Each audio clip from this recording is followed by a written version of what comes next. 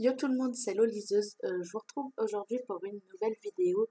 C'est le book haul du mois de mars 2019. Donc, je vais pas m'éterniser beaucoup au début de la vidéo parce que j'ai quand même 5 e-books, un brochet et il me semble, ouais, c'est ça, et 8 livres de poche à vous présenter. Donc, ça va être un book haul assez long, assez long parce que j'ai quand même acheté pas mal de livres. Je pensais pas avoir fait tant de folie. Bon, acheter. Les e-books, c'est des services presse, donc je les ai gratuitement. Mais, euh, mais ouais, les autres, c'est des achats et je ne les regrette pas, mais ouais, ça va être long. Les e-books que je vais vous présenter, je les ai eus grâce au site Simplement Pro que je vous mets en barre d'infos. Si vous êtes blogueur etc., vous pouvez donc comme ça avoir les e-books, des e-books en service presse, voir des livres. J'en ai déjà reçu deux, c'était des livres. Donc en service presse, j'ai mes écouteurs, c'est parce qu'il y a des travaux dans le bâtiment et j'ai déjà tourné cette vidéo hier soir, mais c'était une catastrophe. Je bégayais, enfin j'avais trop du mal à parler, j'étais crevée, etc. Là, je suis un peu mieux, du coup, je vais pouvoir vous présenter un peu plus facilement les 14 livres que j'ai à vous présenter. Mais pour que vous entendiez pas les travaux, j'ai mis mes écouteurs, comme ça vous n'entendez que moi normalement. Et j'espère que vous n'entendez pas les travaux et pas le frigo qui s'est mis à faire du bruit au moment où j'ai décidé de tourner la vidéo. Ah, c'est toujours plus marrant. Donc je vais vous laisser tout de suite avec la suite de la vidéo. Le premier roman en e-book, je vais vous présenter les 5 e-books en premier, que j'ai reçu, c'est Demain le jour se lèvera de Georgina Tuna Sorin. Bon, voici la couverture. Encore une fois, je l'ai eu grâce au site Simplement Pro. Début 2018, Anna, Nico et Mathis, 3 jeunes pleins de vie, préparent ensemble les fêtes du Nouvel An. Inséparables, ils partagent leur quotidien entre les amis, les amours et les études. Pourtant, l'année suivante débute au rythme des machines de l'hôpital où Anna s'accroche à la vie. Au fil des pages, l'auteur nous transporte dans un futur proche et inquiétant et laisse deviner qu'une menace pèse sur la petite bande. Pour eux, tout semble devoir changer. Quel drame va donc les frapper? Demain, le jour se lèvera, met en scène des personnages touchants dont le courage et l'envie de vivre surpassent toutes les épreuves qu'ils ont à affronter. Un récit intense et émouvant. Donc ça c'est le résumé et je confirme, le récit est intense et émouvant. Je l'ai déjà lu, il est dans mon dernier point lecture, il me semble. Je vous mettrai en barre d'infos de toute façon les points lecture, euh, les points lecture pour chaque roman parce qu'il y en a un autre aussi que j'ai lu et je me demande s'ils sont sur le même point lecture, j'ai un doute.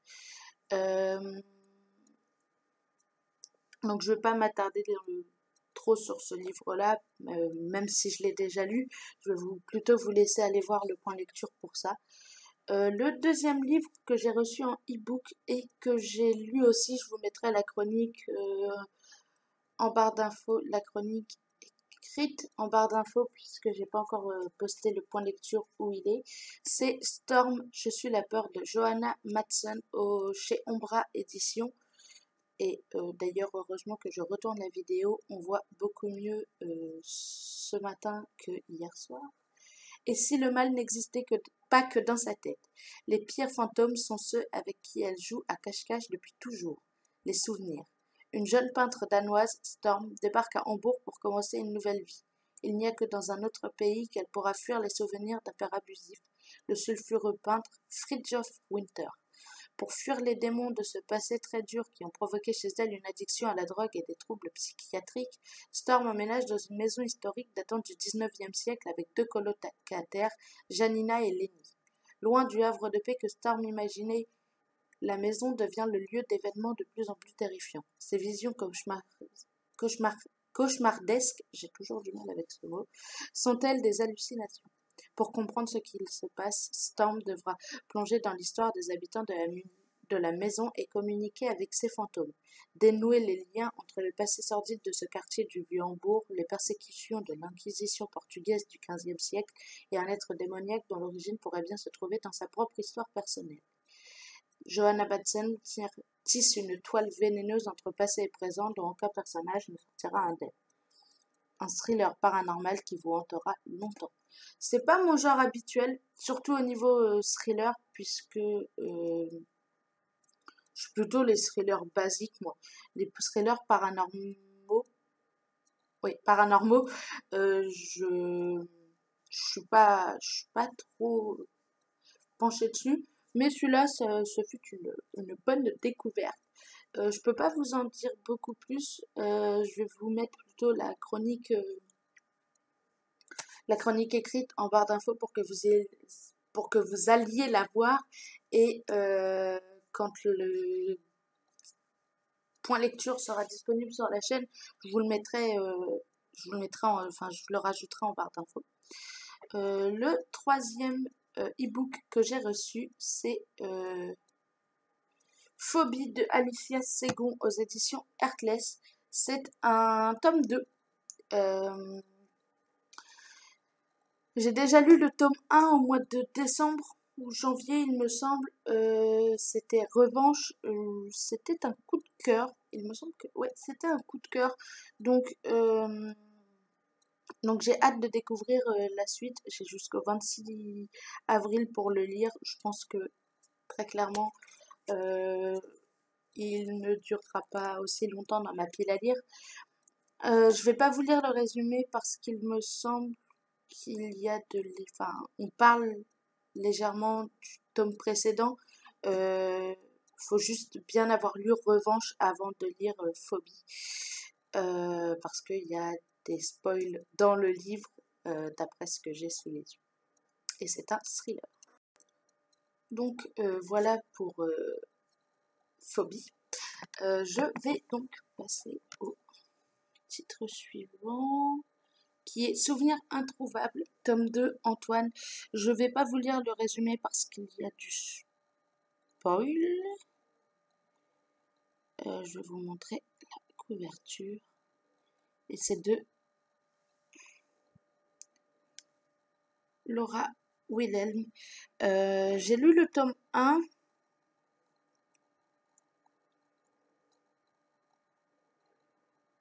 Oui, j'ai lu le tome 1.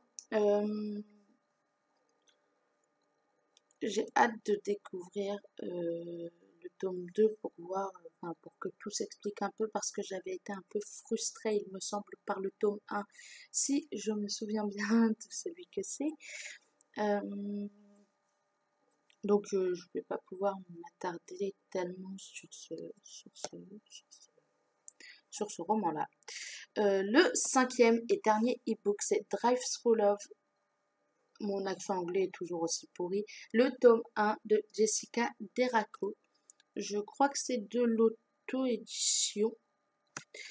Rose est une belle jeune femme organisatrice d'événements qui a perdu son sex-appeal suite à un drame. Sam est un beau pilote de course reconnu dans son domaine qui fantasme depuis le lycée sur son ami. Un billet d'avion et une histoire d'amour d'école. Ensemble, ils vont surmonter un traumatisme, le secret de Rose. C'est l'auteur qui me l'a proposé et j'ai accepté parce que ça me tentait pour une petite romance, ça me tentait. C'est l'une des seules romances d'ailleurs que j'ai dans ma pile, puisque il me semble que tous les autres ce sont des thrillers ou presque, ou Harry Potter. Donc il me semble que c'est la seule romance que j'ai. L'unique brochet que j'ai, c'est Harry Potter et la Chambre des Secrets. Donc le tome 2 de J.K. Rowling aux éditions Gallimard, c'est la version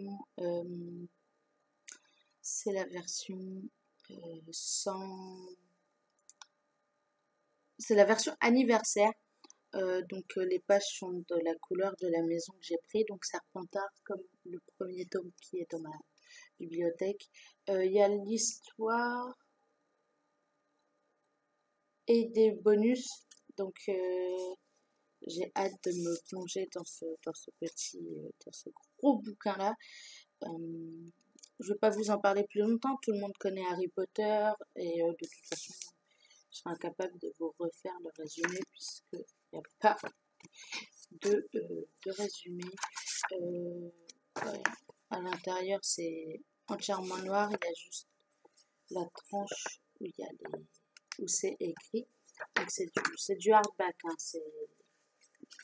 ils ont fait les choses bien pour les 20 ans.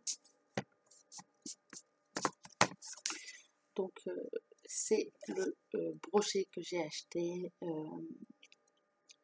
mi-mars, il me semble, après avoir obtenu mon permis. Le premier poche que j'ai acheté, c'est Train d'enfer pour Ange Rouge de Franck Tillier aux éditions Pocket. Je l'ai déjà lu, donc je vous mets le point lecture en barre d'infos. Il me semble que c'était le même que pour Demain tout ça. Demain le jour se lèvera. On suit les aventures de Franck Charcot. C'est le premier roman où Franck Charcot apparaît. Il me semble que c'est d'ailleurs le premier roman publié de Franck Tillier. Évidemment, je ne vais pas trouver.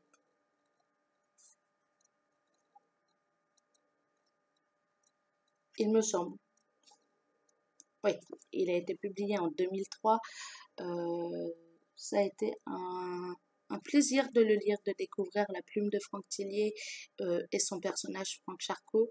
Même si j'ai été mitigée, je vous laisse aller voir le point lecture pour comprendre pourquoi j'ai été mitigée.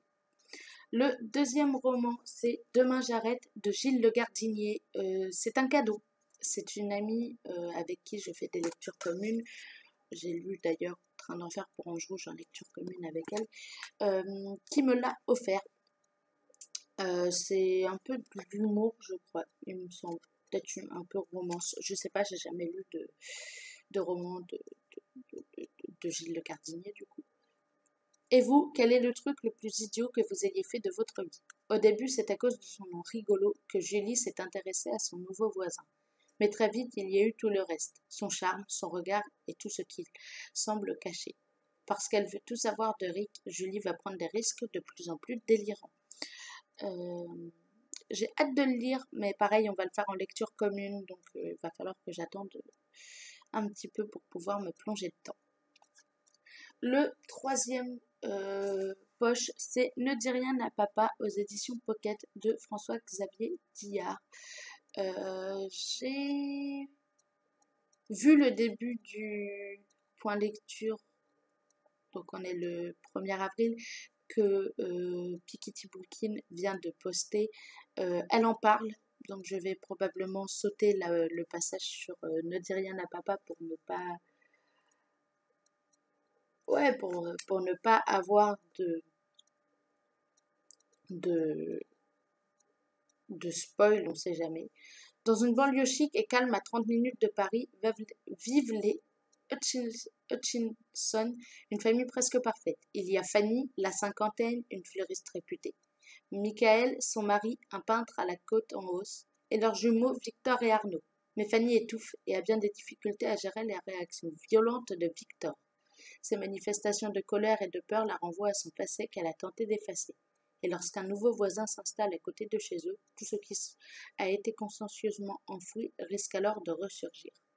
C'est pas le premier roman de l'auteur. Je sais pas si on va...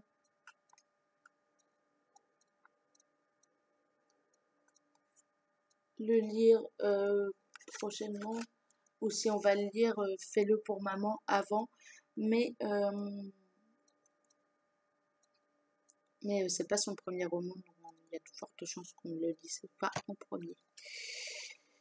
Le quatrième, c'est La Chambre des Morts de Franck Tillier aux éditions Pocket.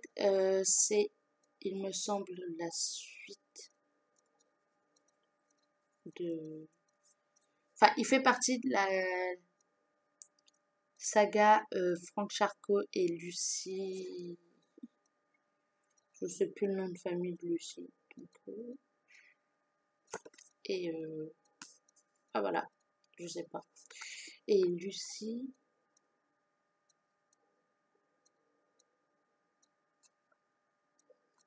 Non, je ne vais pas retrouver le nom.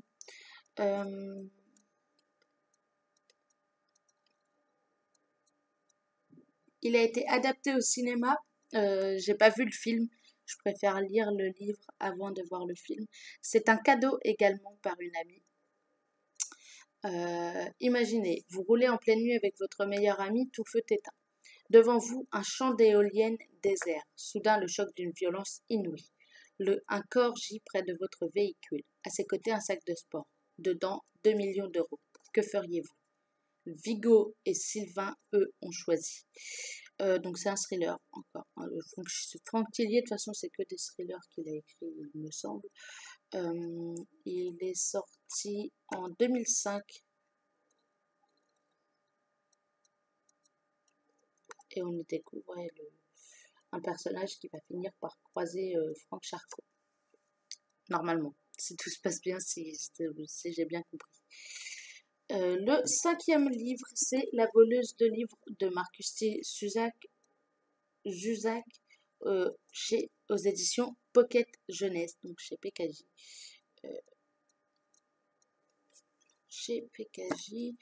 C'est une édition collector. Elle est juste sublime. À la base, j'étais partie acheter une BD pour une amie. Je suis repartie avec la BD, mais également le livre. C'est la mort elle-même qui raconte cette histoire dotée d'un humour noir, sarcastique, mais compatissant. Elle est le témoin de la folie des hommes. Tout semble perdu d'avance, sauf quand se distinguent des enfants rebelles et des Allemands qui n'obéissent pas aux règles. Vous pouvez voir là, c'est en orange, un peu comme les flammes, etc. Il y a les avions, J'ai une amie qui m'en a parlé, il me semble qu'il existe en film, si c'est le cas, je ne l'ai jamais vu non plus. J'ai une amie qui m'en a parlé quand on était en seconde, elle me disait qu'il fallait absolument que je le lise, etc. J'ai pas trouvé, enfin, je l'avais pas acheté plus tôt, mais maintenant, c'est le cas. Le 6e livre, c'est Glacé de Bernard Minier aux éditions Pocket. C'est un thriller. Il y a une série qui est sortie à ce propos, enfin, par rapport au film, etc., par rapport au livre, etc. Elle est sur Netflix, il me semble. Je ne l'ai pas lu non plus. Je ne l'ai pas vu non plus. Ça, ce sera une lecture commune également. Donc, Donc vous n'allez pas le voir tout de suite dans sa lecture. Dans une vallée encaissée des Pyrénées, au petit matin d'une journée glaciale de décembre, les ouvriers d'une centrale hydroélectrique découvrent le corps sans tête d'un cheval accroché à la falaise. Déjà, ça commence bien. C'est une petite bricasse. Hein, ce même jour, un jeune psychologue prend son premier poste dans un centre psychiatrique de haute sécurité qui surplombe la vallée. Le commandant Servaz, flic mélomane et intuitif, se voit confier l'enquête la plus étrange de toute sa carrière. Il fait 725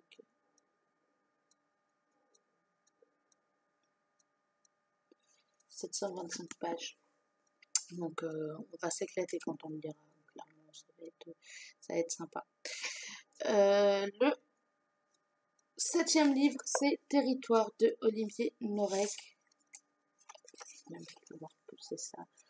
C'est un tome 2. J'ai pas fini le tome 1, donc j'ai pas lu le résumé et je ne le lirai pas du coup pour l'instant, puisque j'ai aucune envie de me faire spoiler.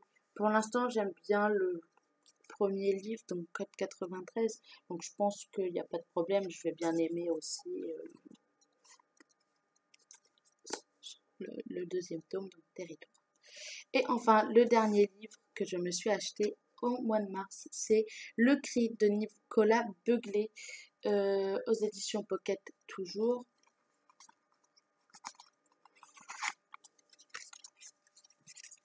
Voilà la la couverture totale. À quelques kilomètres d'Oslo, l'hôpital psychiatrique de Gostad dresse sa masse sombre parmi les pins enneigés. Appelée sur place pour un suicide, l'inspectrice Sarah Geringen pressent d'emblée que rien ne concorde. Le patient 488, ainsi surnommé suivant les chiffres cicatrisés qu'il porte sur le front, s'est figé dans la mort, un cri muet aux lèvres, un cri de peur primale soumise à un compte à rebours implacable. Sarah va découvrir une vérité vertigineuse sur l'une des questions qui hantent chacun d'entre nous, la vie après la mort. Il m'a fait de l'œil pendant un moment. Au début, c'est surtout pour le jeu de mots en quelque sorte. Le fait que l'auteur s'appelait Beuglé et que le livre s'appelait Le Cri. Il m'en fallait pas beaucoup pour me marrer. Mais il m'a fait de l'œil pendant un moment, le résumé me tentait, etc. Et j'ai fini par céder et par l'acheter, et ce sera une lecture commune également avec mon ami. C'était le dernier livre. Je vous mets en barre d'infos les chroniques et le lien vers le site Simplement Pro, ainsi que le point de lecture pour